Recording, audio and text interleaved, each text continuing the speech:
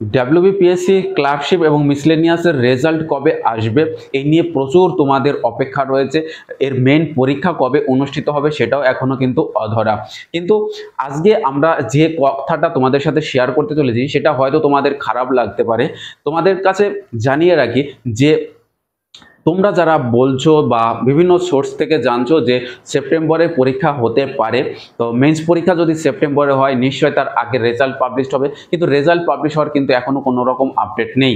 তো আমার ব্যক্তিগত মতামত যেটা, যে এই বছরের শেষের দিকে অর্থাৎ ডিসেম্বর মাসে এর রেজাল্ট পাবলিশ হতে পারে এবং এর মেন্স যে অনুষ্ঠিত হতে চলেছে সেটা কিন্তু 2026 সালে। এবছরে মেন্স হওয়ার সম্ভাবনা কিন্তু খুবই কম। অর্থাৎ তোমরা অধীর আগ্রহে যে বসে আছো যে এই মেন্সটা দেবে বা এর রেজাল্ট আসবে, তো সেই যে আশা, সেই আশা কোথাও না আলোটা একটু স্তমিত হতে শুরু করেছে।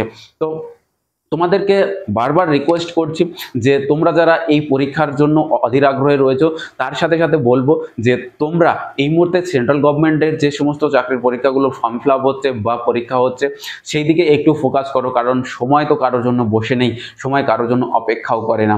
কিন্তু এই যে দুঃখের খবর, এটা শুধুমাত্র এমনটা নয় যে এটাই হতে চলেছে, কিন্তু এমন হওয়ার সম্ভাবনা কিন্তু প্রচুর রয়েছে।